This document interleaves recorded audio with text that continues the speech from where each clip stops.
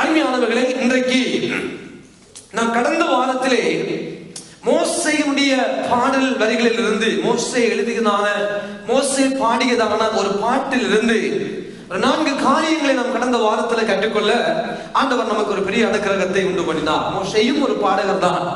150 சங்கீதங்களிலே 90வது சங்கீதத்தை மோசே பாடினார் என்று சொல்லி பார்த்து, உபாகமம் 32வது அதிகாரத்திலும் யாத்ராகமம் 15வது அதிகாரத்திலும் மோசேயும் பாட்டு பாடியுள்ளார் என்ற செய்தியை நாங்கள் அறிந்து, அதற்குள்ளே 90ஆம் அதிகாரம் எதன் அடிப்படையில் பாடப்பட்ட பாட்டு, அந்த பாட்டுக்கு பின்னணியில் இருக்கிற சம்பவங்கள் என்ன, ஏன் மோசே அதை பாடினார் என்ற பல விளக்கங்களை கடந்த வாரத்துல நாங்கள் கேட்டுக்கொள்ள கர்த்தருடைய ஆவியானவர் நமக்கு பெரிய ஒரு அனுக்கிரகத்தை உண்டு பண்ணினார். இன்று தேவனுடைய ஜனங்களை மோசே சமுத்திரத்தில் இருந்து வெளியே கொண்டு வந்த பின்பதாக அவர்கள் வாழ்க்கையில் நடந்ததான ஒரு சில காரியங்களை மேற்கோளிட்டு நாங்கள் அதை பார்த்து, அந்த காரியத்துக்குள்ளே இருந்து கர்த்தர் நமக்கு சொல்லுகிற படிப்பினை என்ன என்று சொல்லி கற்றுக்கொள்ள இன்றைக்கு ஆண்டவர் நம் அனைவருக்கும் பெரிய ஒரு அனுக்கிரகத்தை உண்டு பண்ணுவாராக. ஆமென். ஆக திருப்பிக் கொள்ளுங்கள். யாத்ராகமம் 15வது அதிகாரத்துக்கு நேராக அந்த வேதாகமங்களை நாம் திருப்பிக் கொள்ளுகிற பொழுது, அங்கே வேதம் சொல்லுகிறது, மோசேயும் பாட்டு பாடினார், மோசேயும் இஸ்ரவேல் ஜனங்களும் புத்திரரும் கர்த்தரை புகழ்ந்த பாட்டை பாடினார்கள் என்று சொல்லி 15ஆம் அதிகாரம் 1வது வசனத்திலே நாங்கள் அதை வாசிக்க கேட்கிறோம். அதை நாங்கள் காணலாம் அன்பானவர்களே. ஆனால் நீங்கள் கடைசியாக வருகிற பொழுது 21வது வசனத்துக்குள்ளே வருகிற பொழுது, 15ஆம் அதிகாரம் 21வது வசனத்துக்குள்ளே வருகிற பொழுது, மிரியாம் அவர்களுக்கு பிரதிவசனமாக கர்த்தரை பாடுங்கள், அவர் மகிமையாய் வெற்றி சிறந்தார், குதிரையையும் குதிரை வீரரையும் கடலில் தள்ளினார் என்று அவளும் பாடினாள் என்று நாங்கள் இங்கே பார்க்கிறோம் அன்பானவர்களே. ஆனால் நீங்கள் 22வது வசனத்தை நாங்கள் வாசிக்க கேட்போம். 15ஆம் அதிகாரம் யாத்ராகமம் 22வது வசனத்தை வாசியுங்கள். பின்பு மோசே இஸ்ரவேல் ஜனங்களை சிவந்த சமுத்திரத்தில் இருந்து பிரயாணப்படுத்தினார். அவர்கள் சூர் வனாந்திரத்துக்கு புறப்பட்டு போய் 3 நாள் வனாந்திரத்தில் தண்ணீர் கிடையாமல் நடந்தார்கள். 3 நாள் வனாந்திரத்துல தண்ணீர் கிடையாமல் நடந்தார்களாம். ஓகே, வாசிங்க. அவர்கள் மாராவிலே வந்தபோது, ஒரு இடத்துக்கு வந்த பொழுது, மாராவின் தண்ணீர் கசப்பா இருந்ததினால், அந்த இடத்துல தண்ணீர் கசப்பா இருந்ததினால அதை குடிக்க அவர்களுக்கு கூடாதிருந்தது. அதனால் அவ்விடத்துக்கு மாறா என்று அவர்களை பெயரிட்டார்கள். அப்பொழுது ஜனங்கள் மோசேக்கு விரோதமாய் முறுமுறுத்து, என்னத்தை குடிப்போம் என்று முறுமுறுக்கிற ஒரு காரியத்தை வேதம் நமக்கு இங்கே காண்பித்துக் கொடுக்கிறது. இவர்கள் தேவனுடைய பிள்ளைகள், தேவனுடைய புத்திரர் என்று 15ஆம் அதிகாரம் 1ஆம் வசனம் காண்பித்துக் கொடுக்கிறது. இவர்கள் சிவந்த சமுத்திரத்தின் வழியாக வெளியே கொண்டு வரப்பட்டவர்கள். இவர்கள் மேகஸ்தம்பமாய் அக்கினி ஸ்தம்பமாய் ஆண்டவர் இவர்களை நடத்தி கொண்டு வருகிற ஒரு காலம் இது. இவர்கள்? தூதனானவராய் ஆண்டவராகிய இயேசு கிறிஸ்து இவர்களுக்கு பின்பதாக நின்று இவர்களை பாதுகாத்து எதிரிகளின் கைகளில் இவர்கள் மாட்டிவிடக் கூடாது என்று ஆண்டவரே இவர்களுக்கு பின்பதாக நின்று பார்வோனுடைய சேனைக்கும் தன்னுடைய பிள்ளைகளுக்கும் நடுவே நின்று பாதுகாத்து பயங்கரமாய் தன்னுடைய அற்புதங்களையும் அடையாளங்களையும் இவர்களை காணும்படியாக செய்த கர்த்தருடைய பிள்ளைகளாய் இவர்கள் இருக்கிறார்கள். இவர்கள் தேவனுடைய பயங்கரமான அவருடைய பலத்த கரத்தின் கிரியையை பார்த்தவர்கள். இவர்கள் கர்த்தருடைய ஆவியானவரால் நடத்தப்பட்டு கொண்டு வருகிறவர்கள். இவர்கள் சீன் வனாந்திரத்தின் வழியாக வழிகளை கொண்டு வரப்பட்டவர்கள் என்று குறிப்பிடப்படுகிற பொழுது, இதை பவுலடியார் தன் நிருபத்தில் சொல்லுகிற பொழுது, அவர்கள் தண்ணீரால, மேகத்தினால, ஜலத்தினாலும் ஞான ஸ்நானம் பண்ணப்பட்டார்கள் என்று பவுலடியார் தன்னுடைய நிருபத்தில், குழந்தையர்களின் நிருபத்தில் அவர் குறிப்பிடுகிற காரியத்தை நாங்கள் இங்கே பார்க்கிறபடியினால், இவர்கள் ஞான ஸ்நானம் பண்ணப்பட்டவர்கள். அப்படியானா இன்னைக்கு எங்களை உதாரணமாக எடுத்துக் கொள்ளலாம். நாம் ஞான ஸ்நானம் பண்ணப்பட்டவர்கள், தேவனுடைய நாமத்தின் விசுவாசம் உள்ளவர்கள், அவரை ஏற்றுக்கொண்டவர்கள், அவருடைய அற்புதத்தை எங்கள் வாழ்க்கையில பெற்றுக் கொண்டவர்கள், அனுபவித்தவர்கள். அதே போல இந்த ஜனங்களும் அப்படிப்பட்ட தேவனுடைய காரியங்களை எல்லாம் தங்கள் தங்கள் வாழ்க்கையில் அனுபவித்த ஒரு தேவனுடைய பிள்ளைகள் என்ன செய்கிறார்கள்? அவர்கள் வாழ்க்கையில 3 நாள் சூர் வனாந்திரம் ஒன்று வைக்கப்படுகிறது. 3 நாள் ஒரு வனாந்திர பிரயாணம் அவர்களுக்கு காத்திருக்கிறது. 3 நாள் அந்த வனாந்திரத்துல தண்ணீர் குடியாமல் அலைகிறதான, திரிகிறதான, பிரயாணம் செய்கிறதான ஒரு பகுதி. இந்த இடத்தை பார்க்கிற பொழுது அன்பானவர்களே, ஆண்டவராகிய இயேசு கிறிஸ்து இந்த உலகத்துல வாழ்ந்த பொழுது அவரும் ஞானஸ்நானம் பண்ணப்பட்ட அடுத்த கணப்பொழுதே, ஞானஸ்நானம் எடுத்த பின்பதாக மத்தேயு 3ஆம் அதிகாரம் கடைசி வசனத்தையும் மத்தேயு 4ஆம் அதிகாரம் ஆரம்பத்தையும் பார்ப்பீர்களானால், அவர் ஞானஸ்நானம் பண்ணப்படுகிறார், அவர் கரையேறுகிறார், வானம் திறக்கப்படுகிறது, தேவனுடைய ஆவியானவர் புராண வடிவில் இறங்குகிறார், பிதாவானவர் பேசுகிறார், இவருடைய நேசகுமார், இவர்களை பிரியமா இருக்கிறேன். நல்லது. ஆனால் அதன் பின்பதாக அந்த நேசகுமாரன் வானம் திறக்கப்பட்டது, இவர்கள் பிரியமா இருக்கிறேன் சொல்லப்பட்டதான இயேசு கிறிஸ்து பரிசுத்த ஆவியினால் வனாந்திரத்துக்கு கொண்டு போகப்படுகிறார். இதன் பின்பதாக ஞானஸ்நானம் பண்ணப்பட்ட பின்பதாக இயேசுவுக்கு ஒரு வனாந்தரம். இதன் பின்பதாக இந்த ஜனங்கள் சமுத்திரத்தின் வழியாக வழியில கொண்டு போகப்பட்ட பின்பதாக வனாந்தரம் வைக்கப்படுகிறது. அங்க 2 காரியங்களையும் பார்க்கிற பொழுது சம்பந்தப்படுகிறது.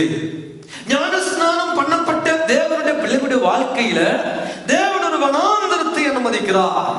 தேவன் ஒரு சூர் வனாந்திரத்தை 3 நாள் அனுபவிக்கிறார். கிட்டத்தட்ட அதனை உபவாசத்துக்கு நாம் ஒப்பிட்டு பார்க்கலாம். தண்ணீர் கிடையாமல் இவர்கள் 3 நாள் அந்த பிரயாணத்தை மேற்கொள்ளுகிற பொழுது இந்த ஜனங்களுடைய வாழ்க்கையில இது வருகிறது, முறுமுறுப்பு வருகிறது. யார் இவர்கள்? ஒரு நேரத்தில் அந்த சமுத்திரத்தின் வழியாக கடந்த பின்பதாக பயங்கரமாய் ஆண்டவரை ஆர்ப்பரித்து துதித்து ஆண்டவருடைய நாமத்தை சொல்லி புகழ்ந்து பெரிய ஆரவாரங்களை இட்ட தேவனுடைய ஜனங்கள், தேவனை அதிகமாய் துதித்தவர்கள், தேவனை அதிகமாய் பாடினவர்கள், தேவனை கம்பீர சத்தமாய் ஆர்ப்பரித்த தேவனுடைய பிள்ளைகளுடைய வாயில இருந்து இப்பொழுது முறுமுறுப்பு ஆரம்பித்து விட்டது. இப்பொழுது முறுமுறுக்க தொடங்கிவிட்டார்கள்.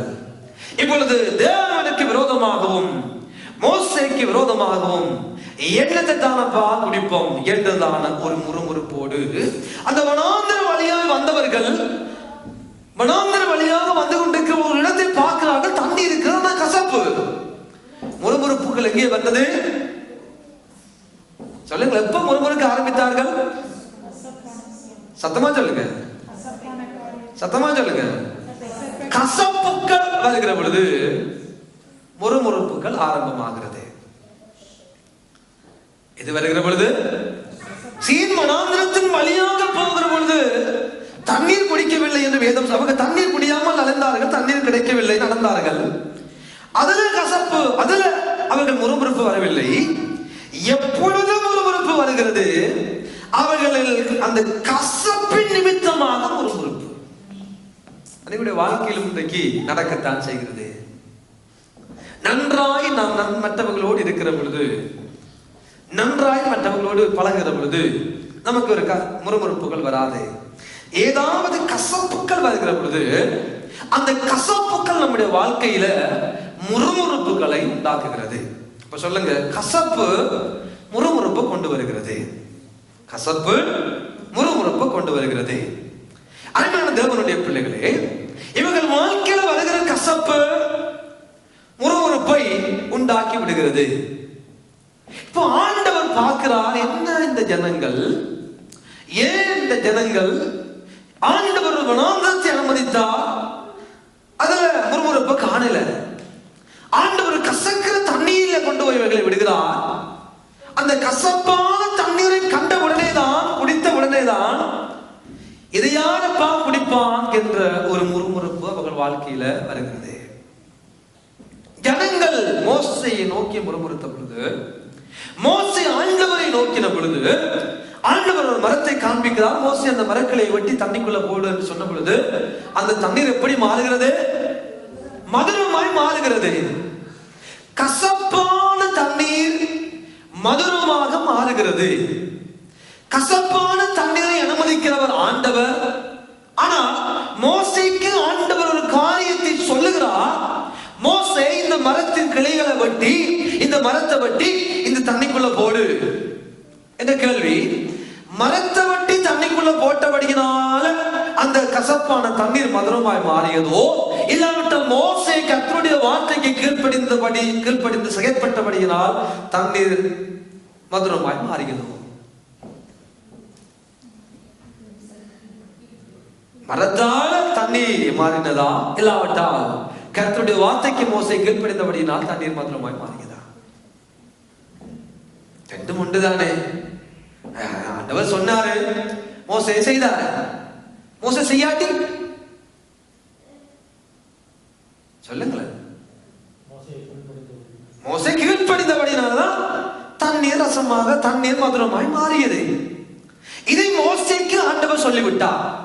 மோசேக்கு சொன்னார், மோசே செய்தார். சரிதானே? மோசேக்கு சொன்னார் ஆண்டவர், மோசே செய்தார். கசப்பு மதுரமாய் மாறிவிட்டது. இதுதான் மாறாப்பில் நடக்கிற சம்பவம். ஆண்டவர் என்ன இதற்குள்ளே சொல்ல வருகிறார் என்று நீங்கள் பார்ப்பீர்களானால் 25வது வசனத்தை ஒரு வாசியுங்கள். 25வது வசனத்தை.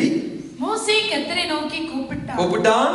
அப்பொழுது கர்த்தர் மோசேக்கு ஒரு மரத்தை காண்பித்தார்.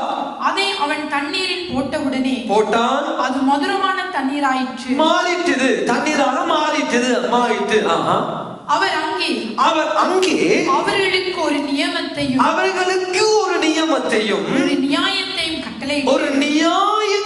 கட்டளையிட்டு அங்கே அவர்களை சோதித்தார். அவ்வளவுதான். அப்போ நம்முடைய வாழ்க்கையில மாறாக்கள் ஏன் கர்த்தர் அனுமதிக்கிறார்? சத்தமா சொல்லுங்க. ஏன் கர்த்தர் அனுமதிக்கிறார்? ஒரு எக்ஸாமை வைக்க, ஒரு சோதனையை கர்த்தர் வைக்கிறார். அப்ப தேவன் தன்னுடைய பிள்ளைகளை சோதிக்க வேண்டும் என்பதற்காகவே ஞானஸ்நானம் எடுத்த பிள்ளைகளை, அற்புதங்களை பார்த்த பிள்ளைகளை, தேவ சத்தத்தை கேட்ட பிள்ளைகளை சோதிக்கும்படியாகவே ஒரு வனாந்தரமும் ஒரு மாறாவும் வைக்கப்படுகிறதை தவிர, என் ஆண்டவர் நம்முடைய வாழ்க்கையில பொல்லாங்கினால் நம்மை சோதிக்கிற ஒரு கடவுள் அல்லவே அல்ல. சோதிக்கப்படுகிற எவனும் நான் தேவனா சோதிக்கப்படுகிறேன் என்று சொல்லாதிருப்பானாக. தேவன் பொல்லாங்கினால் சோதிக்கப்படுகிறவரும் அல்ல, சோதிக்கிறவரும் அல்ல. அப்படியானால் நம்முடைய வாழ்க்கையில வருகிற மாறாக்கள் எதனை கொண்டு வருகிறது? நமக்கு என்ற ஒரு பரீட்சையை அந்த மாறா கொண்டு வருகிறது என்று நாம் நினைக்க வேண்டும். எங்கள் வாழ்க்கையில வருகிற கசப்பான சில தன்மைகள், எங்கள் வாழ்க்கையில வருகிற கசப்பான சில சம்பவங்கள், எங்கள் வாழ்க்கையில வருகிற கசப்பான சில சூழ்நிலைகள் எதனை செய்கிறது என்றால், நம்முடைய வாழ்க்கையில அந்த கசப்பை கர்த்தர் வைத்துவிட்டு நம்மை சோதித்து பார்க்கிறார். செங்கடலை பிளந்த பொழுது ஆர்ப்பரித்த கூட்டம், ஆரவாரித்த கூட்டம், பெரிதாக பாடி புகழ்ந்த கூட்டத்துக்கு முன்பதாக ஒரு சூர் வனாந்திரம், ஒரு மாறா போன்ற கசப்பான தண்ணீரை வைத்த பொழுது அதே ஜன கூட்டம், ஆர்ப்பரித்த கூட்டம், உம்மை போல யாரும் இல்லை ஆண்டவரே, உம்மை போல எவனும் இல்லை ஆண்டவரே, நீர் பெரியவர், நீர் வெற்றி சிறந்தவர், நீர் மகிமை உள்ளவர், நீர் மகத்துவமானவர், நீர் மங்கிடாதவர், நீர் பார்வோனையும் சேனைகளையும் தள்ளி அவனை சாக்கரித்தவர் என்று பாடின இந்த பெரிய கூட்டம் வாழ்க்கையில கசப்புகள் வருகிற பொழுது முறுமுறுத்து விடுகிறார்கள். வாழ்க்கையில கசப்புகள் வருகிற பொழுது முறுமுறுத்து விடுகிறார்கள். எங்கள் வாழ்க்கையில இன்னும் நன்றாக இருக்கிற பொழுது நன்றாய் துதிக்கிறோம், நன்றாய் ஆராதிக்கிறோம், நன்றாய் ஆண்டவரை கனப்படுத்துகிறோம், நன்றாய் ஊழியங்கள் எல்லாம் நன்றாய் இருக்கும். ஆனா சில கசப்பான சம்பவங்கள் எங்கள் வாழ்க்கையில் நேரிடுகிற பொழுது வாயிலிருந்து புறப்படுகிற வார்த்தை அவிசுவாசம் உள்ள வார்த்தைகளாய் மாறிவிடுகிறது. எங்கள் வாயிலிருந்து புறப்படுகிற வார்த்தை விசுவாசம் இல்லாத வார்த்தைகளாய், அதிகமான வார்த்தைகளாய், ஆண்டவரை வேதனைப்படுத்துகிற வார்த்தைகளாய் எங்கள் வாழ்க்கையில வார்த்தைகள் மாறிவிடுகிறது. அன்பானவர்களே, ஆண்டவர் எதை சொல்ல வருகிறார்? நம்மை மாறாக்கள் நம்முடைய வாழ்க்கையில வந்து நம்மை சோதிக்கிறது. கவனமாயிருங்க. பக்கத்துக்கு ராகலப்பா சொல்லுங்க, சிஸ்டர் பார்த்து சொல்லுங்க, மாறாக்கள் வருகிற பொழுது முறுமுறுக்காதீங்க. சொல்லுங்க, பைபிளாவும் சொல்லுங்க, மாறாக்கள் வருகிற பொழுது பக்கத்துல இருக்கிறாங்க பார்த்து ஃபேமிலி நம்ம தான் எல்லாருமே நாங்க தான் முன்னுக்கு பின்னுக்கு பார்த்து சொல்லுங்க, மாறாக்கள் வருகிற பொழுது முறுமுறுக்காதீங்க. என்ற மாறாக்கள் வருகிற பொழுது நீங்க என்ன சொல்லுறீங்க, என்ன செய்யறீங்க, எதை பேசுறீங்க என்று பார்க்கறதுக்காகவே கர்த்தர் மாறாவை அனுமதிக்கிறார் நம்ம பட்டினியா போடுவதற்கும், பிரச்சனைகளுக்குள்ள அமிழ்ந்து போவதற்கும், அப்படியே ஆண்டு போவதற்கும், அப்படியே அவரை விட்டு ஓடுவதற்கும் கர்த்தர் பொல்லாங்குகளை கொண்டு வந்து எங்கள் வாழ்க்கையில திணிக்கிறவர், அனுமதிக்கிறவர் அல்லவே அல்ல. ஒவ்வொரு மாறாவும் எங்கள் வாழ்க்கையில ஒவ்வொரு பரீட்சையை கொண்டு வருகிறது. ஜெபிக்கிறோம், பைபிள் வாசிக்கிறோம், உபவாசிக்கிறோம், ஆண்டவருக்காக ஓடுகிறோம், எல்லாம் செய்கிறோம். ஆனாலும் மாறா, ஆனாலும் கசப்பு. ஐயோ, ஏன் இந்த நிலைமை ஆண்டவர் என் குடும்பத்துல, ஆண்டவர் ஏன் இந்த நிலைமை இந்த சமூகத்துல, ஏன் இந்த நிலைமை என் வேலை ஸ்தலத்துல, ஏன் நான் வாழுகிற இடத்துல இப்படிப்பட்ட நிலைமை ஆண்டவரே? நான் உம்முடைய பிள்ளை அல்லவோ, உம்மை ஆராதிக்கிறவன் அல்லவோ, உம்மை துதிக்கிறவன் அல்லவோ, உம்மை ஊழியம் செய்கிறவன் அல்லவோ, உண்மையாய் அல்லவோ வாழ்ந்து கொண்டிருக்கிறேன் ஆண்டவரே, ஏன் சொல்றாங்க. எக்ஸாம் மாறா வருகிறமானால் நம்மை பரீட்சிக்கும்படியான கசப்புகள் எங்கள் வாயிலிருந்து புறப்படுகிறதை ஆண்டவர் பார்க்கிறார். எங்கள் சிந்தனையிலிருந்து எதை சிந்திக்கிறோம், எதை யோசிக்கிறோம், எதை பேசுகிறோம், எதை செய்கிறோம் என்பதை பார்க்கும்படியாகவே மாறாக்களை கர்த்தர் நம்முடைய வாழ்க்கையில அனுமதிக்கிறார். என் ஆண்டவரால் முடியும் அந்த மாறாக்களை மதுரமாக மாற்ற. இன்றைக்கு மாறாக்கள் நம்முடைய வாழ்க்கையில மதுரமாக மாற வேண்டுமானால் நாம் எதனை செய்ய வேண்டும் என்று ஆண்டவர் வேதத்தில் நமக்கு சொல்லுகிறார். அவ்வளவுதான் இன்றைய பிரசங்கத்தின் சுருக்கமே அதுதான். மாறாக்கள் நம்முடைய வருகிற வாழ்க்கிற மாறாக்கள் நம்முடைய வாழ்க்கையில் ஒரு சோதனையை கொண்டு வருகிறது, ஒரு எக்ஸாம் என்ற வாழ்க்கையில கொண்டு வருகிறது. மாறாக்கள் வருகிறவர்கள் நாம் என்ன செய்கிறோம் என்று ஆண்டவர் பார்க்கும்படியாக அனுமதிக்கிறார். ஆனால் அந்த மாறாக்கள் மதுரமாக எங்க வாழ்க்கையில மாற வேண்டுமானால் நாம் என்ன செய்ய வேண்டும்? அதுதான் இன்றைய பிரசங்கத்தின் சுருக்கம். எல்லாருடைய வாழ்க்கையிலும் மாறாக்கள் வரும், எல்லாருடைய வாழ்க்கையிலும் மாறாக்கள் வந்தே போகும், எல்லா சூழ்நிலைகளும் வரும் மாறாக்கள். அந்த மாறாக்கள் மதுரமாக உங்கள் வாழ்க்கையில மாற்றம் அடைய, அது மாற வேண்டுமானால் நாம் இதனை செய்ய வேண்டும். இந்த இடத்துல ஆண்டவர் அவர்களுக்கு சொல்லுகிற ஒரு காரியம் என்ன? அவர்களுடைய வாழ்க்கையில ஆண்டவர் 2 காரியத்தை அங்கு மேற்கோள் காட்டுகிறார். ஒன்று, அவர் அங்கே அவர்களுக்கு ஒரு நியமத்தையும் ஒரு நியாயத்தையும் கட்டளையிடுகிறார். சொல்லுங்க, ஒரு நியமம், ஒரு நியாயம். சொல்லுங்க, ஒரு நியமம், ஒரு நியாயம். நீங்கள் இதே போலதான் அன்பானவர்களே, நீங்கள் நியாயாதிபதிகள் புத்தகம் 3ஆம் அதிகாரம் கடைசி பகுதி 4ஆம் அதிகாரங்களை வாசித்து பார்ப்பீர்களானா, ஆண்டவர் யோசுவாவின் காலத்துல யோசுவாவை கொண்டு ஜனங்களை கானானுக்குள்ள கொண்டு போன பின்பதாக அங்கேயும் தேவனுடைய ஜனங்களை நடுவில் வைத்துவிட்டு சுத்தி வர ஒரு 6-7 ஜாதிகளை வைக்கிறார்.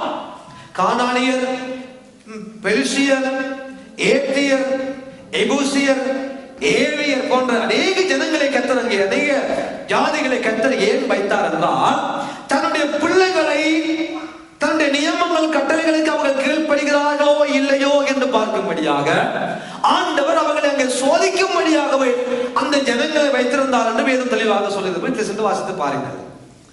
அப்படியானால் தேவன் அந்த 6-7 ஜாதிகளை துரத்தாமல் இருந்ததுக்கு காரணம், அந்த அந்நிய தேவர்களை வணங்குகிறதான ஜனங்கள், அந்நியங்களாய் அந்த ஜனங்கள் மத்தியில தன்னுடைய பிள்ளைகள் தன் வார்த்தைக்கு எவ்வளவு தூரம் முக்கியத்துவம் கொடுத்து, தனக்கு எவ்வளவு தூரம் முக்கியத்துவம் கொடுத்து வாழ்கிறார்கள் என்பதை பரீட்சிக்கும்படியாகவே அவர்கள் வைத்தார் என்று வேதம் சொல்லுகிறது.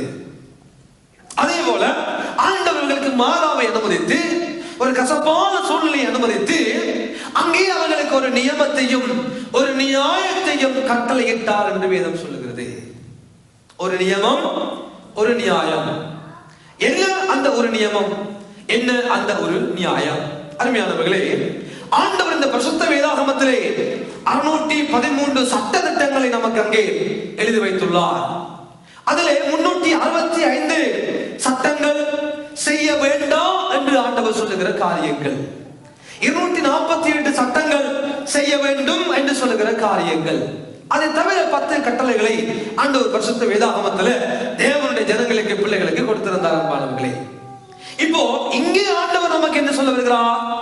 இங்கே எதை ஆண்டவர் நமக்கு கட்டுப்படுத்த வருகிறார் என்றால், ஒரு நியமத்தையும் ஒரு நியாயத்தையும் கட்டளையிட்டு அவர்களை சோதிக்கிறார், அவர்களை சோதிக்கிறார்.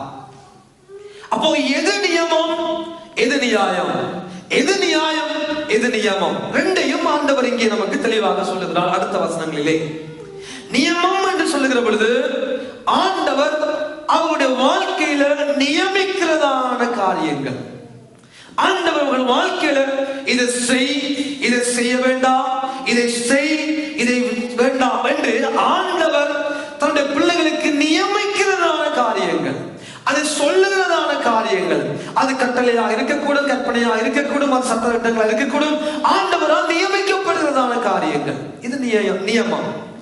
ஆனால் அந்த நியமத்தை தேவனுடைய பிள்ளைகளாகி நானும் நீங்களும் செய்கிற பொழுது, நிறைவேற்றுகிற பொழுது, கீழ்ப்படுகிற பொழுது, அதன்படி நடக்கிற பொழுது, அதற்கு ஏற்ற வகையில தேவனுடைய நியாயம் வெளிப்பட காத்திருக்கிற அந்த காரியத்தை வேதம் இங்கே சொல்லுகிறது. அப்போ நியமம் என்றால் என்ன? நாங்கள் செய்ய வேண்டிய காரியம். நியாயம் என்றால் என்ன? நாம் செய்கிற காரியத்துக்கு தேவன் நியாயமாய் நமக்கு செய்கிறதான நன்மைகள். புரியுதா உங்களுக்கு? விளங்குதா? நியமம் ஆண்டவர் நமக்கு நியமிக்கிற காரியம்.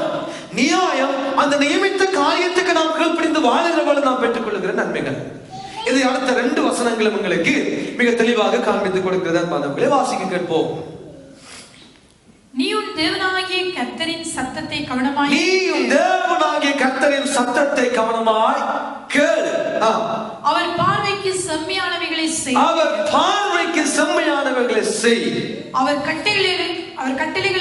அவர் கட்டளைகளுக்கு செவி கொடு. அவருடைய நியமங்கள் யாவையும் அவருடைய நியமங்களாகிய இந்த நியமங்கள் யாவையும் கை கொண்டால் நான் எகிப்தியருக்கு வரப்பண்ணின வியாதிகள் ஒன்றையும், இது நியாயம், நான் எகிப்தியருக்கு வரப்பண்ணின வியாதிகள் ஒன்றையும் உனக்கு வரப்பண்ணே, நானே உன் பரிகாரியாகிய கர்த்தர். அல்லேலூயா, அல்லேலூயா. ஆண்டவர் தன் பிள்ளைகளுக்கு ஒரு நியமத்தை வைக்கிறார். மாறாவை ஆண்டவர் அனுமதித்து அவர்களை சோதிக்கும்படியாக ஒரு நியமத்தை அந்த இடத்திலே ஆண்டவர் சொல்லுகிறார். என்ன? முதலாவது சொல்லுகிறார், நீயும் தேவனாகிய கர்த்தரின் சத்தத்தை கவனமாய் கேள். தேவ சத்தத்தை கேள். ஒரு நியமம். ஆண்டவர் விரும்புகிறார், இந்த உலகத்துல பலவிதமான சத்தங்களை, சத்துருவும் உலகமும் மாம்சமும் நாங்கள் கேட்கும்படியாக பேசிக்கொண்டேதான் இருக்கிறது. அநேக சத்தங்கள் இந்த உலகத்துல ஒலித்துக் கொண்டேதான் இருக்கிறது. ஆனால் ஆண்டவர் சொல்லுகிறார், நீ உன் தேவனாகிய கர்த்தருடைய சத்தத்தை கவனமாக கேள். முதலாவது ஆண்டவர் என்ன செய்கிறார்? தன்னுடைய பிள்ளைகளுக்கு சொல்லுகிறார், நீங்கள் என் சத்தத்தை கேட்கிற பிள்ளைகளாக இந்த உலகத்துல முதலாவது வாழ பழகுங்க. என் சத்தத்துக்கு கேட்கிறவர்களாக உங்கள் வாழ்க்கையை அர்ப்பணிங்க. என் சத்தம் என்னவோ அந்த சத்தத்தை முதலாவது கேட்க பழகி கொள்ளுங்க. என் சத்தத்தை கேளுங்க என்ற ஒரு நியமத்தை ஆண்டவர் அங்கே வைக்கிறார். அன்பான தேவனுடைய பிள்ளைகளே, எங்கள் வாழ்க்கையிலே எங்கள் ஆண்டவர் விரும்புகிறார், அவருடைய சத்தத்தை நானும் நீங்களும் கேட்கிற ஜனங்களாய், பிள்ளைகளாய் உலகத்துல வாழ வேண்டும் என்று சொல்லி அநேக சத்தங்கள் இந்த உலகத்துல புறப்பட்டு கொண்டுதான் இருக்கிறது. ஒலியும் தூதனுடைய சத்தம், ஆட்டு தோலை போத்த ஓநாய்க்களுடைய சத்தம், பலவிதமான வஞ்சிக்கிற வஞ்சகர்களுடைய சத்தங்கள், சில கபட்டு வசனிப்பு சத்தங்கள், மாய்மாலமாய் தந்திரமாய் நூதனமானவர்கள் பேசுகிற சத்தங்கள், இந்த அநேக சபித்தினர் உள்ளவர்களாகி தங்களுக்கு சாதகமாய் இருக்கிற சத்தங்களை கேட்டு ஆசைப்படுகிற ஒரு உலகத்துல இன்றைக்கு நானும் நீங்களும் வாழ்ந்து கொண்டிருக்கிறோம் என்பதுதான் உண்மை. ஆகவே அநேக தங்களுக்கு திரளான போதகர்களை இந்த உலகத்துல சம்பாதித்து விட்டார்கள். தங்களுடைய காதுகளுக்கு இன்பமாய், தங்கள் காதுகளுக்கு இனிமையாய், தங்கள் காதுகளுக்கு பேசுகிற பொழுது சபித்தினர் உள்ளவர்களாகி, வேதம் சொல்ற சபித்தினர் உள்ளவர்களாகி தங்களுக்கு திரளான போதகர்களை தாங்களே சம்பாதித்துக் கொள்ளுகிறதான இந்த உலகத்துல நாங்கள் வாழ்ந்து கொண்டிருக்கிறோம். இதன் மத்தியில் ஆண்டவருடைய பிள்ளைகளாகி நமக்கு சொல்லுகிற காரியம் என்ன? முதலாவது அவர் சொல்லுகிறார், சத்தத்தை, உன் தேவனாகிய கர்த்தரின் சத்தத்தை கவனமாய் கேள். கவனமாய் தேவ சத்தத்தை கேட்க பழகிக் கொள்ள வேண்டும். கவனமாய் தேவ சத்தத்தை கேட்கிறவர்களாய் நான் நம்முடைய வாழ்க்கையை பழகிக் கொள்ள வேண்டும். இது தேவனா பேசுகிறார், இது ஆண்டவரா பேசுகிறார், ஒளியின் தூதனா பேசுகிறார், மாம்சம் பேசுகிறதா, உலகம் பேசுகிறதா, பிசாசு பேசுகிறதா, இந்த சத்தம் யாருடையது என்பதை குறித்ததான தெளிவு தேவனுடைய பிள்ளைகளாகிய நமக்கு முதலாவது இருக்க வேண்டும் என்று ஆண்டவர் சொல்கிறார். அது ஒரு நியமமாக ஆண்டவர் அவர்களுக்கு நியமிக்கிறார். முதலாவது சத்தத்தை கேளுங்க. சொல்லுங்க பக்கத்துக்கிறார்களை பார்த்து, தேவ சத்தத்தை கேட்கிறீங்களா பிரதர்? தேவ சத்தத்தை கேட்கிறீங்களா சிஸ்டர்? இல்லாவிட்டா எந்த சத்தம் உங்களுக்கு கேட்குது? எந்த சத்தத்தை நீங்க கேட்டு பழகிக்கிட்டீங்க? இந்த உலகத்துல மாம்சம் பேசுதா, உலகம் பேசுகிறதா, பிசாசு பேசுதா, யார் பேசுகிறார்கள்? யாருடைய சத்தத்தை நாங்கள் அதிகமாக கேட்க ஆசைப்படுகிறோம்? யாருடைய சத்தத்தை கேட்டு பழகி கொண்டிருக்கிறோம்? ஆண்டவர் சொல்லுகிறார் யோவான்ல, என் ஆடுகள் என் சத்தத்துக்கு செவி கொடுக்கிறது. என் ஆடுகள் சத்தத்தை கேட்டு அவர்கள் இறங்கி பின்னே வருகிறபடியால் என் கையிலிருந்து ஒருவனும் பறித்துக் கொள்ள முடியாது. என் ஆடுகளை ஒருவனும் பறித்துக் கொள்ள முடியாது, ஒருவனும் பறிக்க முடியாது. ஏனென்றால் என் சத்தத்தை கேட்கிற என் ஆடு எனக்கு பின்னாலே வரும். ஆனா என் சத்தத்தை கேட்காத ஆடு எனக்கு பின்னால வரவே வராது. அது கேட்கும், அப்படியே இருக்கும். அது கேட்டு தலையாட்டம், ஆனா எனக்கு பின்னால் அந்த ஆடு வராது.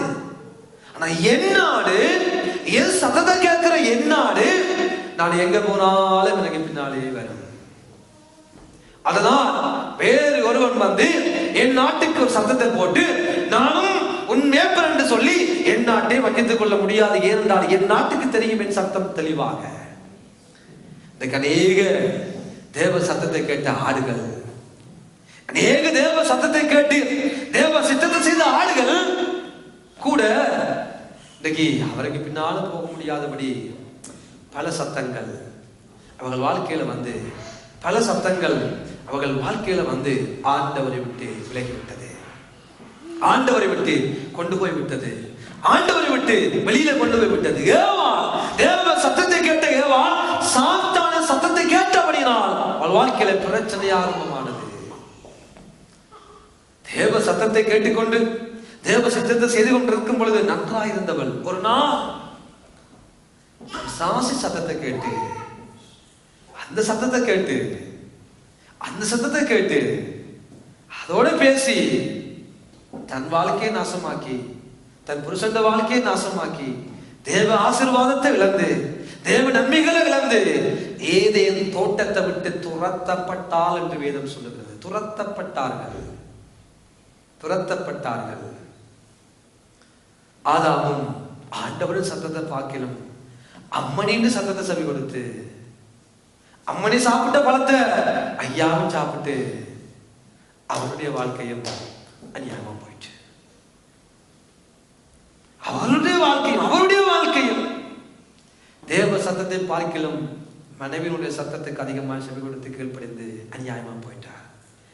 அதற்காக வேண்டி இன்றையிலிருந்து நான் இந்த மனுஷன் சத்தத்தை கேட்க மாட்டேன் என்று முடிவெடுக்காதீங்க. கேட்க வேண்டும், கேட்கத்தான் வேண்டும். அது சரியான சத்தமா, ஊழிய பாதையா இருக்கட்டும், குடும்பத்தில் ஏதாவது காரியங்களை தீர்மானிக்கிற காரியங்களா இருக்கட்டும், இவரும் சேர்ந்து தீர்மானிக்க வேண்டும், நல்லது முடிவெடுக்க வேண்டும், நல்லது. ஆனால் அதுல தேவ சித்தம் இருக்கிறதா?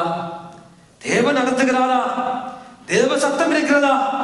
தேவன் இதை செய்ய சொல்லுகிறாரா? தேவன் நமக்கு என்ன சொல்லுகிறார் என்று தீர்மானிக்கிற பகுதியை, அவர்கிட்ட கொஞ்சம் கேட்போம் என்று நினைக்கிற பகுதியை பல தடவைகளை நம்ம கொடுக்கிறதே இல்லை.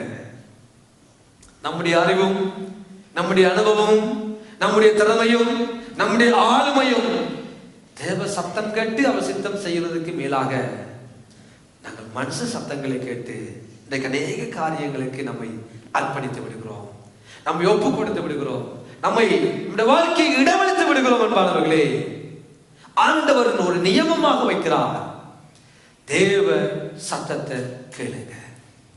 தெய்வம் பேசுகிறவராய் இருக்கிறார், தேவன் ஆவியாய் இருக்கிறார். அந்த ஆவியாய் கிரியை வைக்கிறார். சத்தத்தை கேட்கிற பிள்ளைகளாக இந்த ஆண்டு நாம் அதிகமாக பழகிக் கொள்வோமானால் தேவையில்லாத அநேக காரியங்கள் இருந்து நாங்கள் தப்பித்துக் கொள்ளும்படியாய் அந்த தேவ சத்தம் நமக்கு கிரியை நடப்பிக்கும்.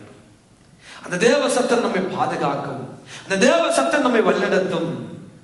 ஆகவே ஆண்டவருடைய முதலாவது நியமம், என் ஜனங்கள், என் பிள்ளைகள் நான் சொல்றத முதலாவது கேட்க பழகிக் கொள்ள வேண்டும். என் பிள்ளைகள் முதலாவது நான் சொல்றத கேட்கட்டும். மற்றவர்கள் இருக்கிறவர்கள், வருகிறவர்கள், போறவர்கள் அவர்கள் சொல்வதற்கு மேலாக, அந்த சத்தத்தை கேட்டு கீழ்ப்படிவதற்கு மேலாக என் சத்தத்தை முதலாவது என் பிள்ளைகள் கேட்க வேண்டும் என்பதை குறித்து ஒரு நியமமாக ஆண்டவர் உங்கள் வாழ்க்கையில் ஒரு காரியத்தை வைக்கிறார். இரண்டாவது வைக்கிறார் பாருங்கள், அவர் பார்வைக்கு செம்மையானவர்களை செய். இன்னைக்கு மனிதர்களாகி நாம் என்ன செய்வோம்? நம்முடைய பார்வைக்கு எது சரியோ அதை செய்ய நாங்கள் பழக்கி விட்டோம். எனக்கு தெரியும் என்ன செய்ய வேண்டும் என்ற நிலைமைக்கு நாங்கள் வந்து விடுகிறோம். ஆறு ரட்சிக்கப்பட்ட நாங்கள், ஆண்டவரை ஏற்றுக்கொண்ட நாங்கள், ஆண்டவருடைய பிள்ளைகளை நினைக்கிற நாங்கள், ஆவியினுடைய அனுபவத்தை பெற்றுக்கொண்ட நாங்கள், அந்நிய பாஷையை பேசுகிற நாங்கள் சில நேரத்தில் நாம் சொல்லுவோம், நான் நினைக்கிறதா சரி.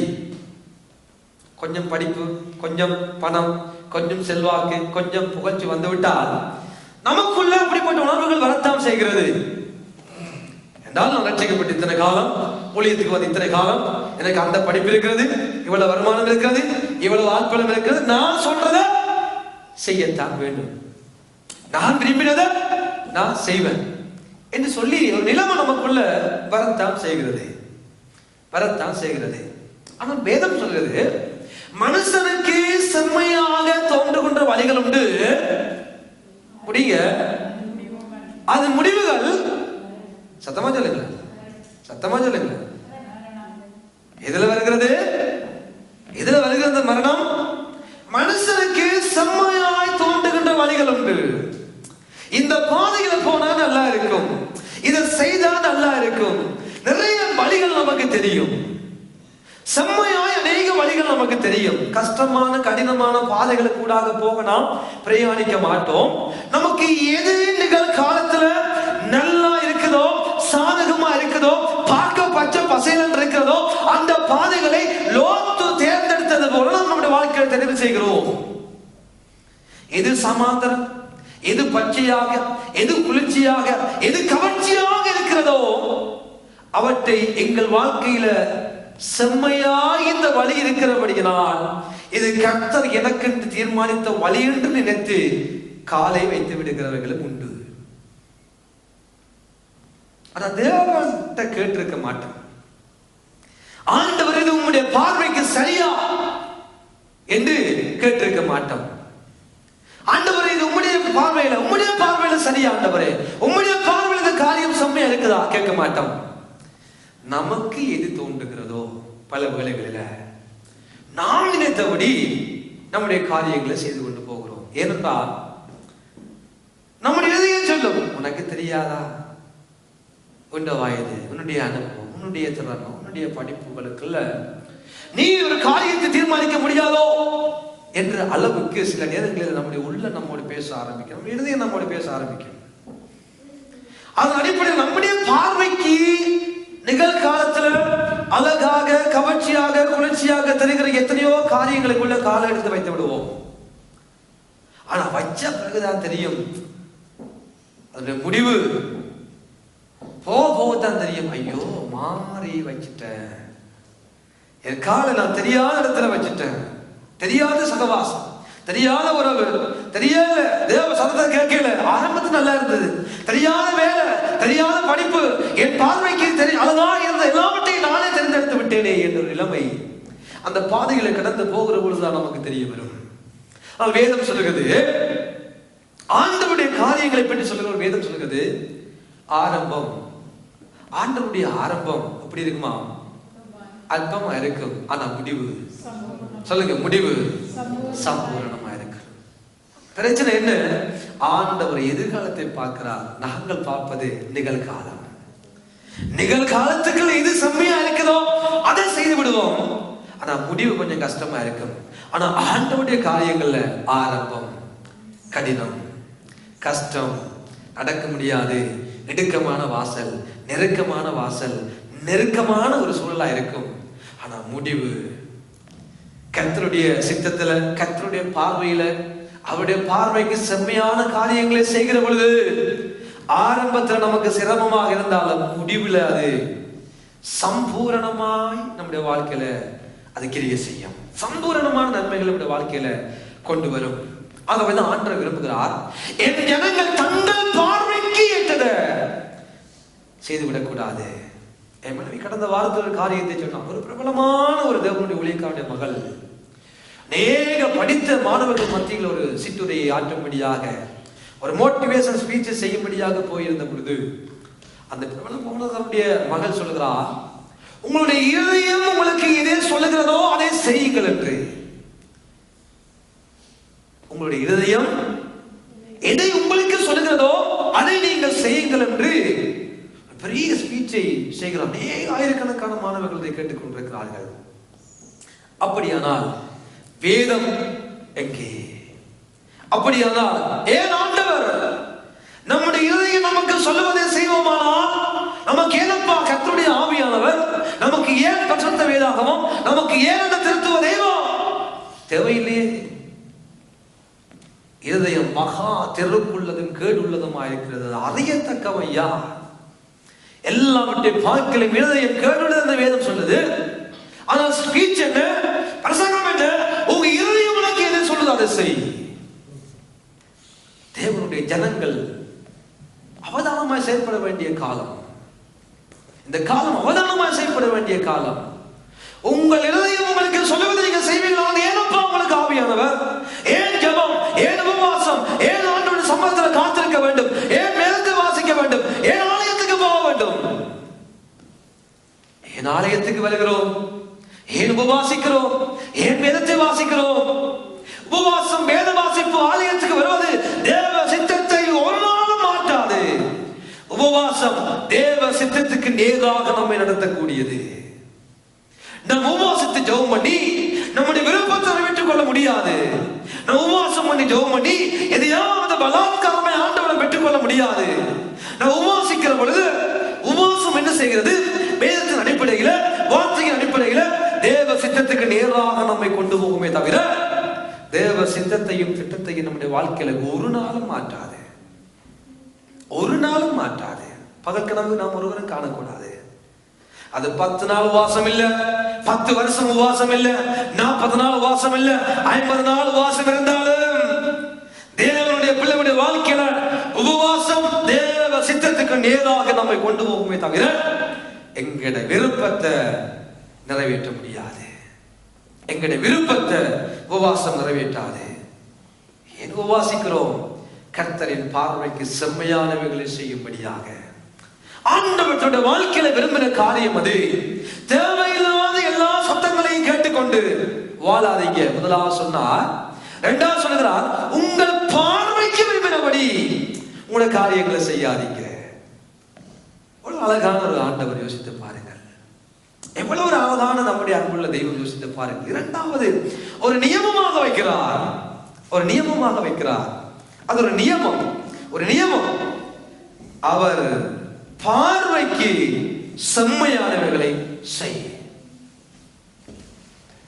அவர்கள் பார்வைக்கு செம்மையானவைகளை செய். அவர் பார்வைக்கு செம்மையானவைகள். நம்ம எந்த இடத்துல எங்கே வாழ்ந்து கொண்டிருக்கிறோம் என்பது முக்கியம் அல்ல. குடும்பத்தில் இருக்கிற பொழுது பெற்றோரோடு வாழுகிறபடினா பெற்றோர் பார்க்கிறார்களே, அவர்கள் பார்வைக்கு செம்மையானவைகளை நாம் செய்ய பழகிக் கொள்கிறோம், செய்கிறோம், உண்மைதான். ஆனால் அந்த குடும்ப சூழலை விட்டு வெளியே போகிற பொழுது யாரும் இல்லை நம்மை பார்க்க, யாரும் இல்லை நம்மை விசாரிக்க, யாரும் நாம் செய்கிற காரியத்தை பார்ப்பதற்கு அறிந்தவர்கள், புரிந்தவர்கள், சொந்தக்காரர்கள் ஒருவருமே இல்லை என்று சொல்லி நாம் நினைத்த காரியங்களை சில நேரங்களில் செய்கிறவர்களாய் மாறுகிறோம். குடும்பத்தில் ஒரு விதமான சூழல், சமூகத்தில் ஒரு விதமான சூழல், தனிப்பட்ட வாழ்க்கையில் ஒரு விதமான சூழல். ஆண்டவர் சொல்கிறார், என் பார்வை நீ எங்க இருந்தாலும் எனக்கு தெரியும். அது வீட்டுக்குள்ள இருந்தாலும் தெரியும், வெளியில இருந்தாலும் தெரியும், தனியே இருந்தாலும் தெரியும், அறை வீட்டுக்குள்ள அந்தரத்துக்குள்ள அந்தரமாய் கதவை பூட்டி விட்டு அறைக்குள்ளாம் என்ன செய்தாலும் ஆண்டவர் இருக்கிறார். ஆண்டவர் பார்க்கிறார். ஆகவேதான் ஆண்டவர் சொல்றாரு, எங்க இருந்தாலும் அப்பா என் பார்வைக்கு செம்மையானவர்களை செய். சபையில் இருக்கலாம், குடும்பத்தில் இருக்கலாம், நான்கு பேரோடு இருக்கலாம், தனிமையில் இருக்கலாம், என் பார்வைக்கு செம்மையானவர்களை செய். ஒரு கட்டளையை, ஒரு நியமத்தை ஆண்டவர் அவங்களுக்கு சொன்னார். சத்தத்தை கேளுங்க, என் பார்வை எல்லாரும் இருக்கிறது. அவங்க நீங்கள் எங்க இருந்தாலும், நீங்கள் எதை செய்தாலும் என் பார்வைக்கு சரியான செய்ய பழகிக் கொள்ளுங்க. எந்த நேரமும் பிள்ளைகளுக்கு விம்பதாக பெற்றோர் வருவதில்லை, பெற்றோருக்கு விம்பதாக பிள்ளைகள் போவதில்லை. அவை பிள்ளைகளுக்கு நாம் சொல்லிக் கொடுக்க வேண்டிய காரியம், நீங்க எதை செய்தாலும் எது வருமானாலும் செய்யுங்க. நீங்க செய்கிற காரியம் கர்த்தரின் பார்வைக்கு செம்மையா இருக்குதா? செய்யுங்க.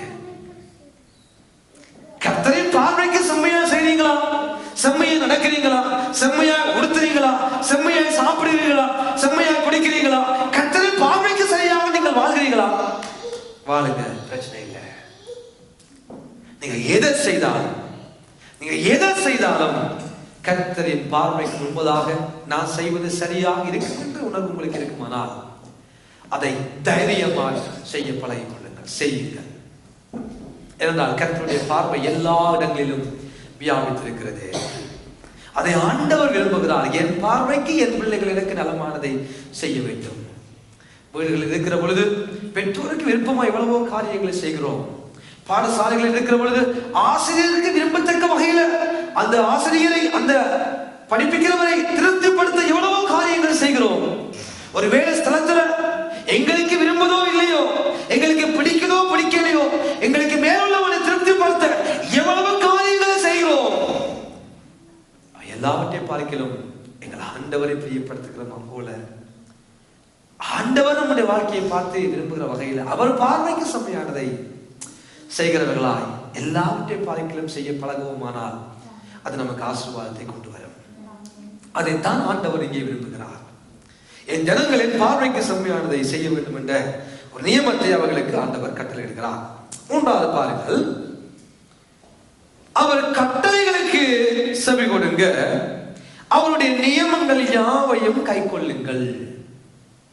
அவர் கட்டளைகளுக்கு செவியை கொடுக்கும்படியான காரியத்தை ஆண்டவர் சொல்லுகிறார். என்ன கட்டளைகளை ஆண்டவர் கொடுக்கிறாரோ, செய்கிறாரோ, சொல்லுகிறாரோ அவை எல்லாவற்றுக்கும் ஆண்டவர் சொல்லுகிறார், என் கட்டளைகளை கை கொண்டு, என் நியமத்தை கை கொண்டு என் கட்டளைகளுக்கு செவி கொடுக்க வேண்டும் என்ற பிள்ளைகள் என்று ஆண்டவர் விரும்புகிறார். அன்பான தேவனுடைய பிள்ளைகளே, 613 சட்டத்திட்டங்களுக்குள்ளே ஆண்டவர் செய்ய வேண்டும் என்றும் சில காரியங்களை சொல்லுகிறார், செய்ய வேண்டாம் என்றும் சில காரியங்களை சொல்லுகிறார். அநேக தலைவர்களில் ஆண்டவர் செய்ய வேண்டாம் என்று சொல்லுவதை நாங்கள் பல தடவைகள் செய்யாமல் இருக்கிறோம். கொலை செய்யவில்லை, விபச்சாரம் செய்யவில்லை, வேசித்தனம் செய்யவில்லை, களவு செய்யவில்லை, பொய் சொல்லவில்லை. ஆண்டவர் செய்ய வேண்டாம் வேண்டாம் வேண்டாம் என்று சொல்லுவதை செய்கிறோம், நல்லது. ஆனால் செய்ய வேண்டும் செய்ய வேண்டும் செய்ய வேண்டும் என்று சொல்லுவதை நாங்கள் செய்கிறோமா?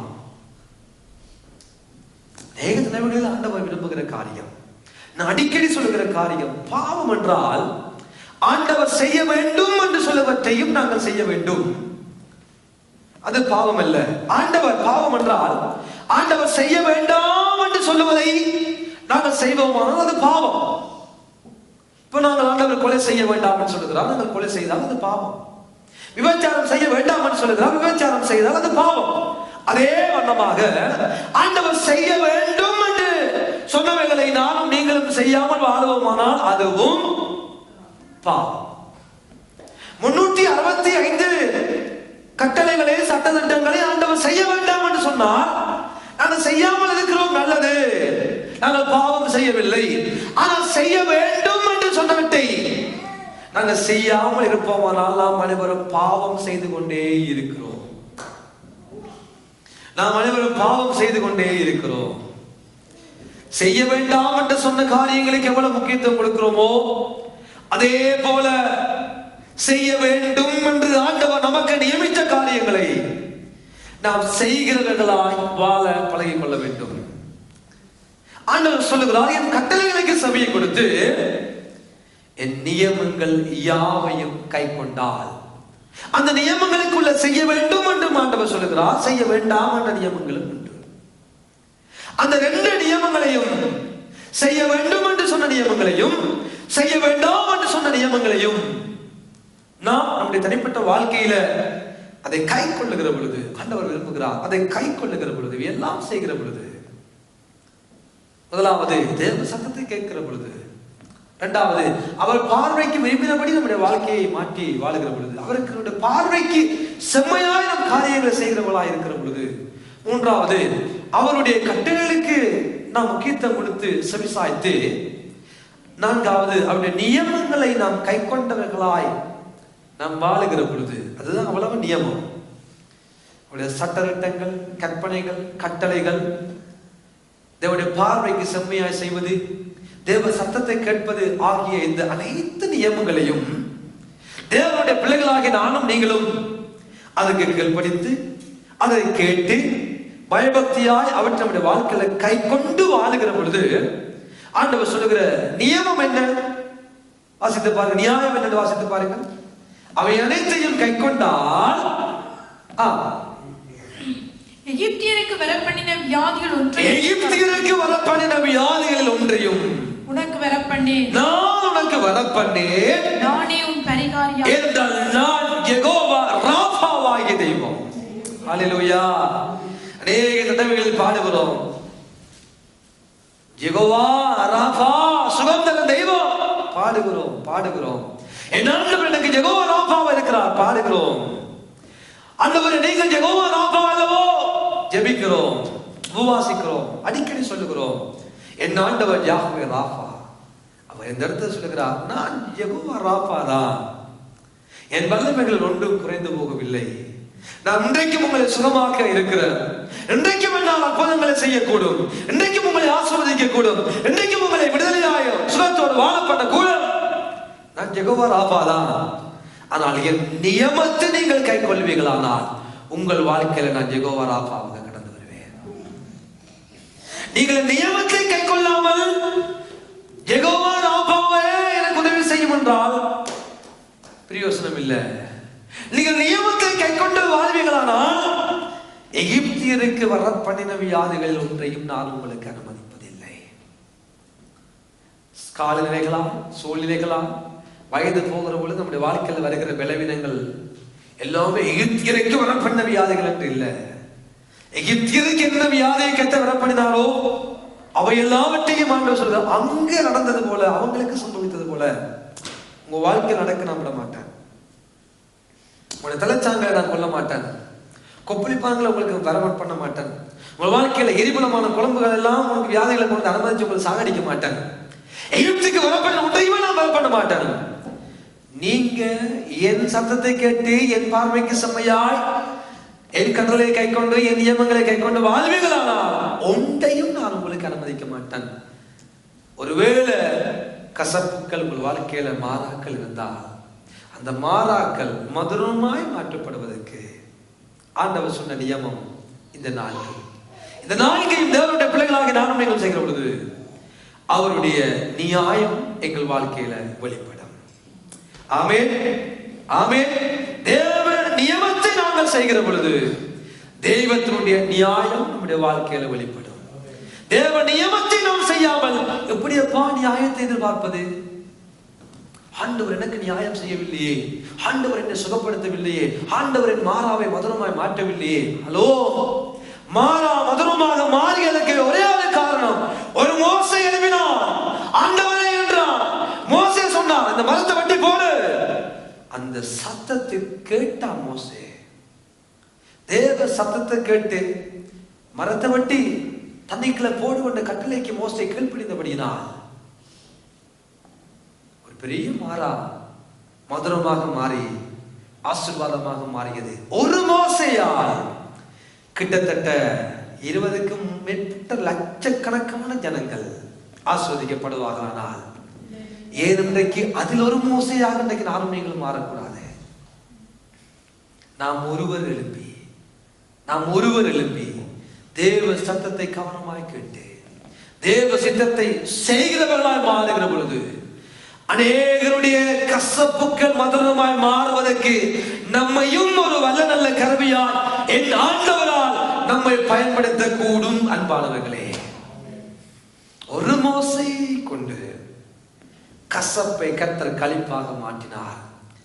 இன்றைக்கு நம்முடைய சபையில் இருக்கிற வாலிபர்கள் எழுப்பி இன்னைக்கு ஒரு மோசையை போல எழுப்பி தேவ சத்தத்தை கவனமாக கேட்டு தேவ பார்வைக்கு சரியா செய்து தேவ கட்டளைக்கு கீழ்ப்படிந்து தேவனுடைய நியமங்களை கைக்கொண்டு வாழ்ந்து மோசையை போல ஏன் நானும் நீங்களும் எழுந்து காரியம் நடப்பிக்க கூடாது?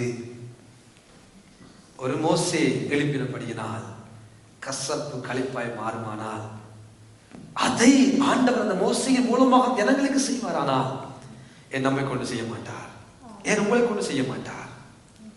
இன்றைக்கு ஆண்டவர் விரும்புகிறார் அந்த மோசையை போல நாங்கள் ஒருவனாய் ஒருத்தியாய் எழும்பி தேவ சத்தத்தை கேட்டு தேவ பார்வைக்கு தேவ சித்தத்தை சரியாக செய்து அவருடைய கட்டளைக்கு செவி கொடுத்து அவர் நியமங்களை நம்முடைய வாழ்க்கையில் நிறைவேற்றுவதாய் மாறுவோமானால் கசப்புக்கள் களிப்பாக மாறும். ஆமென். நம்முடைய வாழ்க்கையில் இருக்கிற கசப்புகளை ஆண்டவர் மாற்றுவது மாத்திரமல்ல, மற்றவர்களுடைய கசப்பை களிப்பாய் மாற்றுவதற்கு நம்மை ஒரு வல்லநல்ல கருவியாய் என் ஆண்டவரால் நம்மை பயன்படுத்தக்கூடும். ஆமென். அதற்கு நாம் செய்ய வேண்டிய ஒன்றே ஒன்று, நியமம் நிறைவேற்றுவோம். நியமத்தை நிறைவேற்றுகிற பொழுது தேவ நியாயம் எங்கள் வாழ்க்கையில் வெளிப்படும். நியமத்தை நிறைவேற்றுகிற பொழுது கசப்புக்கள் மதுரமாய் மாறும். நியமத்தை நிறைவேற்றுகிற பொழுது தேவ நியாயம் பகிரங்கமாய் நம்முடைய வாழ்க்கையில வெளிப்படும். ஏனென்றால் அவர் சொல்லி இருக்கிறார், நான் செய்வேன் என்று சொல்லி. அவர் சொல்லி இருக்கிறார், நான் நியமத்தை நிறைவேற்றுவேன் என்று சொல்லி, நியாயத்தை நிறைவேற்றுவேன் என்று சொல்லி. ஆகவே நம்முடைய ஆண்டவர் நீதியாய் நியாயம் செய்கிற நல்ல தெய்வம். உங்கள் வாழ்க்கையிலும் எங்கள் வாழ்க்கையிலும் எங்கள் ஆண்டவர் எங்களுக்கு நீதியாய் நியாயத்தை நடப்பிக்க சர்வ வல்லமுள்ள ஆண்டவராய் இன்றைக்கும் இருக்கிறார். அதில் ஒரு நியாயத்தையும் ஒரு நியமத்தையும் ஆண்டவர் நமக்கு சொன்னார். அவர் இந்த பூமியை விட்டு கடந்து போகிற பொழுது என்னை நினைவு கூறும்படி இதை செய்யுங்கள் என்றார்.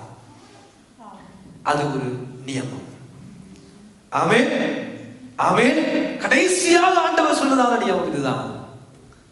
கடைசியாக இந்த உலகத்தை விட்டு கடந்து போகும்பதாக என்னை நினைவு கூறும்படி இதை செய்யுங்கள் என்றார். இந்த கருமையான தேவனுடைய பிள்ளைகளை தேவனுடைய கிருபையினால் இன்றைக்கு அவருடைய நியமத்தை நிறைவேற்றுகிற சலாக்கியத்தை இன்றைக்கும் நாங்கள் பெற்றவர்களாய் இந்த ஆலயத்துக்குள்ளே வாழ்ந்து கொண்டிருக்கிறோம். ஆமென், ஆமென். எவ்வளவு ஒரு கிருபை, எவ்வளவு ஒரு நன்மை, எவ்வளவு ஒரு ஆசீர்வாதம், எவ்வளவு ஒரு நன்மைகளை ஆண்டவர் இந்த பரத்தை விட்டு இந்த பூமியை விட்டு போகும் என்பதாக கூட நமக்கு வைத்து சென்றார். ஆகவே இதை நாம் நினைவு கூறுகிற பொழுது, அவரை நினைவு கூறுகிற பொழுது, அவருடைய பாடுகளை நினைவு கூறுகிற பொழுது, அவர் நமக்காக செய்த தியாகங்களை நினைவு கூறுகிற பொழுது, இதற்கு உள்ளே இருக்கிற ஆசீர்வாதங்களுக்கு நானும் நீங்களும் சொந்தக்காரர்களாய் மாறுகிறோம் என்பானவர்களே. இதை நாங்கள் நிறைவேற்றுகிற பொழுது இதற்கு உள்ளே இருக்கிற நன்மைகளில் நானும் நீங்களும் பங்குதாரர்களாய் பாத்திரவான்களாய் மாறுகிறோம். ஆமென். தேவ நியமத்தை நிறைவேற்றுவோம், தேவ நியாயத்தை நம்முடைய வாழ்க்கையில பெற்றுக் கொள்வோம். தேவ நியமத்தை நிறைவேற்றுகிற பொழுது எங்கள் வாழ்க்கையில இருக்கிற எல்லா கசப்புகளையும் எங்கள் ஆண்டவர் எங்களுக்கு களிப்பாக மாற்றுவார். ஆமென். எத்தனை பேர் நம்புறீங்க? எத்தனை பேர் விசுவாசிக்கிறீங்க? தேவனுடைய வார்த்தைக்கு தேவ சத்தத்துக்கு எவர்கள் அர்ப்பணம் செய்கிறார்களோ அவர்கள் கடவுளால் பயன்படுத்தப்படுவார்கள், அவர்கள் கடவுளால் கனப்படுத்தப்படுவார்கள், அவர்கள் கடவுளால் உயர்த்தப்படுவார்கள். ஆண்டவர் அதைத்தான் நமக்கு சொல்லுகிறார். எப்படிப்பட்டவர்களாக நாங்கள் இந்த உலகத்தில் வாழ்ந்தாலும் எல்லாவற்றையும் பார்க்கலாம் தேவ சத்தத்தை கவனமாய் கேட்போம், தேவ பார்வைக்கு நலமானதை செய்வோம், தேவ கட்டளைக்கு சபையை கொடுப்போம், தேவ நியமங்களை கைக்கொண்டு இந்த உலகத்தில் வாழும்படியாக எங்களை அர்ப்பணிப்போம். அதை செய்கிற பொழுது அவர் நம்மை ஆசீர்வதிப்பார், அதை செய்கிற பொழுது அவர் நம்மை பாதுகாப்பார், அதை செய்கிற பொழுது வியாதிகளில் இருந்து கூட நம்மை அவர் தப்புவிக்க வல்லமுள்ள ஒரு பெரிய நல்ல கடவுளாய் இன்றைக்கும் அவர் நம் வாழ்க்கையிலே இருக்கிறார். ஆமென். இது வானத்தின் வாசல், என் ஆசீர்வாதத்தின்